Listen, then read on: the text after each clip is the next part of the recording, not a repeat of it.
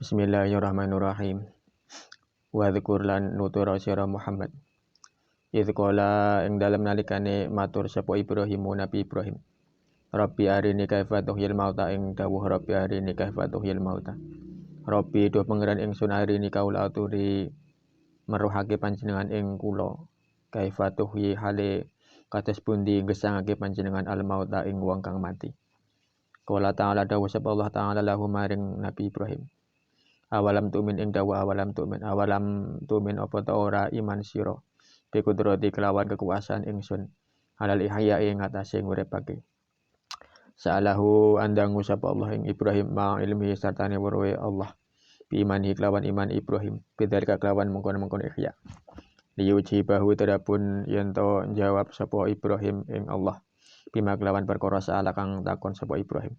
Faya lama mongko padha weruh sapa as-sami'una wong kang ngrungu weruh dohu ing sejane Nabi Ibrahim. Kala matur sapa Ibrahim bala ing dawuh bala inggih amantu iman kula. Walakin sa'altu kalan tetapine nyuwun pirsa kula ing panjenengan. Yatmaina terapun yen to saged anteng yaskunu tegese anteng apa kalbi ati kula. Bil muayyanati kelawan sebab nyatakake. Al-madmu mati kang den kumpulake ilal istidlali maring ngalap dalil. Qala dawuh sapa Allah fakhudh arba'atan ing dawuh fakhudh arba'atan.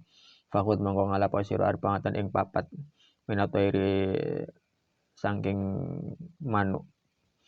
Fasurhunna mongko becik markake sira ing arba'ah ilaika maring sira. Bikasrus shadi kelawan kasroe shad wa dhammi halan dhamai shad. Amil huna tegese ndoyongno sira ing arba'ah ilaika maring sira wa qati huna lan ngethok-ngethok sira ing arba'ah wa khlut lan nyampur sira lahmahuna ing daging arba'ah wa risahuna lan lari arba'ah sumat al mongko nuli becik dateake sira ala kuli jabal ing atase saben-saben gunung min cibali ardika saking pira-pira gununge bumi ira min huna hali tetep saking arba'ah juz'an ing sak bagian sumat hunna mongko nuli ngundang sira ing arba'ah ilaika maring sira. Yati naka mongko bakal nekani apa arba'ah ing sira sakyan hale padha mlaku sarian kang rikat. Wa alam lan weruh sira annallaha ing sedune Gusti Allah iku wajibun zat kang menang. La yu'jizu tegese ora bisa ngapesake ing Allah apa saen suci-wici. Hakimun tur bijaksana fisunahi ing dalam kegaweane Allah. Fa akhadha mongko ngalap sapa Ibrahim tawusan ing manuk merak wa nasran lan manuk bidhu wa huraban lan manuk gagak wa dikan lan ayam jago. Wa fa'alan nindakake sapa Ibrahim bihina kelawan arba'ah ma ing perkara dikira kang wis tutur apa ma. Wa amsakalan ngeker sapa Ibrahim ru'usahuna ing pira-pira sirai arba'ah ing dahu ing dalem sandinge Ibrahim. Wa ta'ahuna lan ngundang sapa Ibrahim ing arba'ah fatatayarat mongko padha mabur apa al ajza'u pira-pira bagian ila ba'diha maring sawenehe ajza hatta takamal sehingga sempurna apa ajza tumak balat mongko nuli padha madhep apa ajza ila ru'usiha maring pira-pira sirai ajza. Wallahu a'lam bishawab.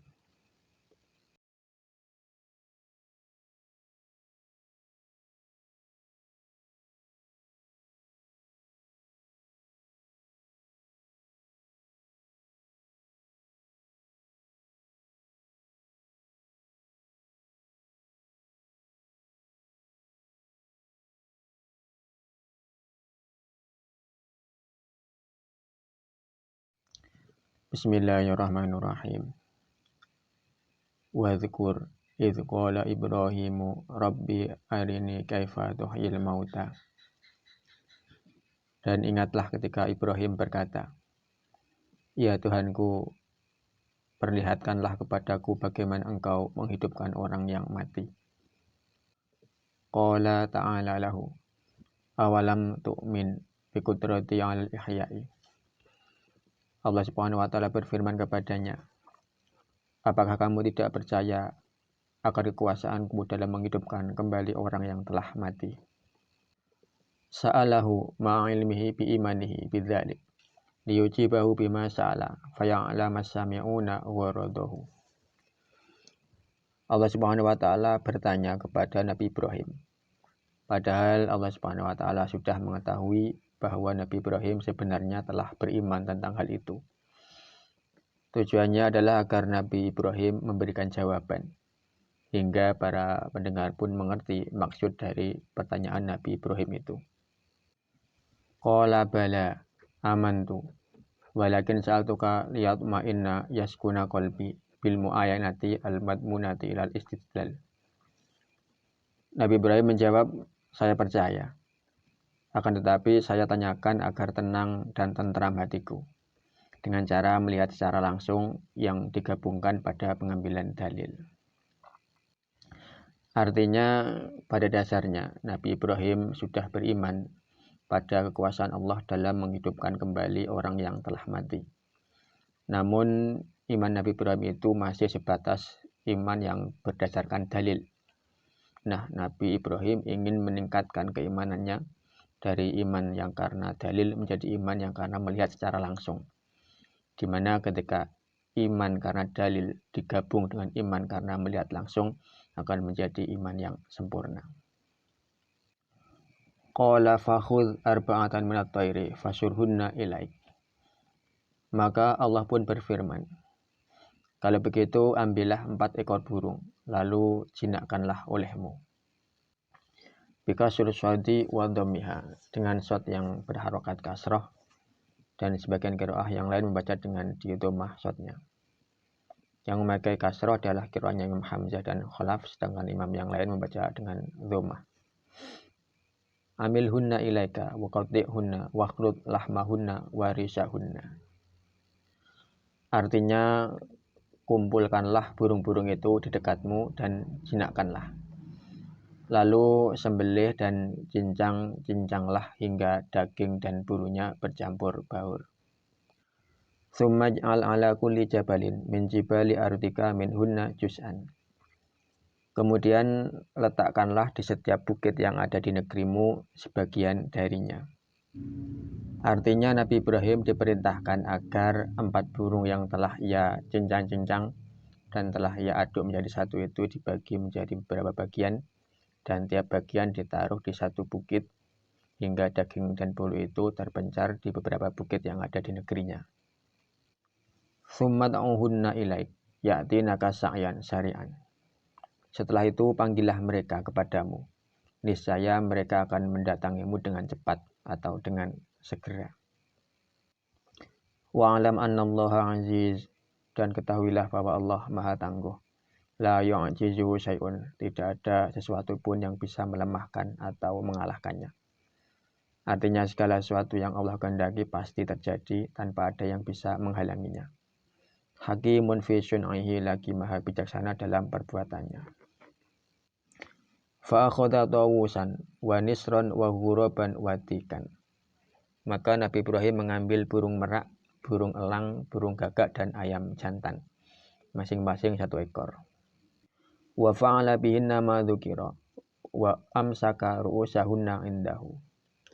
Lalu ia melakukan apa yang diperintahkan dan menyimpan kepala masing-masing burung. Wa da'ahunna fatatayyaratil ajza'u ila ba'diha hatta takamalat tsumma aqbalat ila ru'usiha.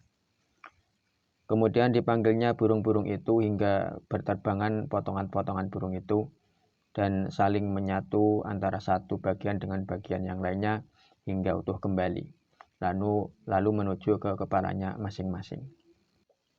Pemirsa yang dihormati Allah, demikianlah bukti atas kekuasaan Allah, bahwa Allah Maha Kuasa atas segala sesuatu. Allah Subhanahu wa taala bisa menghidupkan orang atau bahkan hewan yang telah mati, yang bahkan yang sudah hancur lebur sekalipun. Ya pemirsa yang dihormati Allah, sebelum kami akhiri kajian tafsir Jalalain kali ini, kami ingin menunjukkan fakta menarik tentang kemukjizatan Al-Quran, di mana pada ayat selanjutnya, yakni pada surat Al-Baqarah ayat 261, di sana Allah berfirman, Mathalul ladzina yunfikuna amwalahum fi sabilillahi kamathali habbatin ambatat sab'a sanabila fi kulli sumbulatin mi'atu habbah. Wallahu yudha'ifu liman yasha' wallahu wasi'un alim. Perumpamaan orang yang menginfakkan hartanya di jalan Allah seperti sebutir biji yang menumbuhkan 7 tangkai. Pada setiap tangkai ada 100 biji. Allah melipat gandakan bagi siapa yang Dia kehendaki, dan Allah Maha Luas, Maha mengetahui. Pemirsa yang dirahmati Allah, pada ayat ini mungkin secara makna sudah tidak berhubungan dengan ayat sebelumnya. Akan tetapi secara isyarat di sini masih sangat-sangat berhubungan. Di ayat ini Allah Subhanahu wa taala menyinggung tentang biji-bijian. Dan kalau kita perhatikan biji-bijian, katakanlah biji padi atau pohon padi. Pohon padi itu ketika telah panen oleh para petani dipotong pohon padinya hingga pohon padi itu telah mati. Akhirnya biji-biji padi itu diambil lalu dikeringkan oleh para petani. Dan biji dari padi itu disimpan dalam waktu yang lama. Dan kalau kita perhatikan biji padi yang telah disimpan dalam waktu yang lama dalam kondisi kering, ketika biji itu ditanam, Allah Subhanahu wa taala bisa menghidupkan kembali biji padi yang telah lama mati itu. Demikian Allah Subhanahu wa taala memberikan kita isyarat dari ayat ini bahwa kita tidak usah seperti para nabi-nabi sebelumnya yang harus melihat bagaimana Allah menghidupkan kembali orang yang mati. Kita mungkin tidak bisa seperti itu, tapi kita cukup melihat dengan biji-bijian bagaimana Allah Subhanahu wa taala bisa kembali menghidupkan biji-bijian yang telah lama mati. Cukup ditanam di dalam tanah lalu diberi air, maka Allah Subhanahu wa taala akan kembali menghidupkan biji-bijian yang telah lama mati tersebut. Demikian juga umat manusia. Para manusia nanti yang meninggal, walaupun jasadnya telah hancur, walaupun tulang belulangnya telah hancur, akan tetapi masih ada yang tersisa, yakni tulang ekor. Nah, dari tulang ekorlah itu nanti Allah Subhanahu wa taala akan kembali menghidupkan manusia sebagaimana tanaman Allah hidupkan dari biji-bijian. Ini berdasarkan dalam sebuah hadis yang diriwayatkan oleh Imam Bukhari Muslim dari Abu Hurairah radhiyallahu anhu, Rasulullah SAW bersabda, "Ma bainan nafkhataini arba'una, tsumma yunzilullahu minas sama'i ma'a, fayambutuna kama yambutul baqlu, laisa minal insani syai'un illa yabla illa azman wahidan wa huwa ajbud dzanab wa minhu yurakkabul khalqu yaumal qiyamah." Jarak antara dua tiupan sangkakala itu 40. Kemudian Allah menurunkan hujan dari langit, lalu mereka tumbuh seperti tumbuhnya sayuran.